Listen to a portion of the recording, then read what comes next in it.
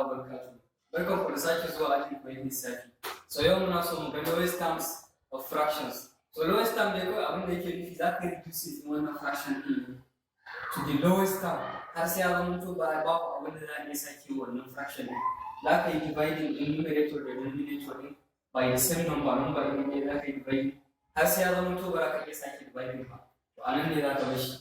Yanzu muka fara da na farkon nan in ka yi dividing wannan 16 by 3 kaga zai ba mu 2.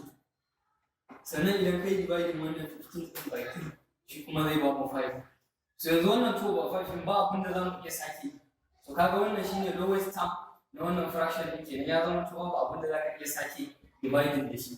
Dole kuma number da kai dividing numerator da shi za ka yi dividing numerator number ɗin ɗaya. Kaga nan mun yi dividing by 2. Denominator shi ma muka sake dividing by 2. So mun kai shi lowest term kenan. Sai wannan shi ma wannan number ne zai dividing wannan 9 da wannan 27 din kaga muna da 3. In muka yi dividing 9 din nan by 3 zai ba mu 3. Sannan in muka yi dividing wannan 27 din by 3 shi kuma zai ba mu 9. So yanzu wannan 3 da 9 din kuma shi kun ga za mu iya sake dividing din sa by 3. So bara mu bar shi a nan ba sai mu sake dividing. In muka sake dividing 3 din nan by 3 kaga zai ba mu 1. Sannan muka sake dividing 9 din nan by 3 zai ba mu 3.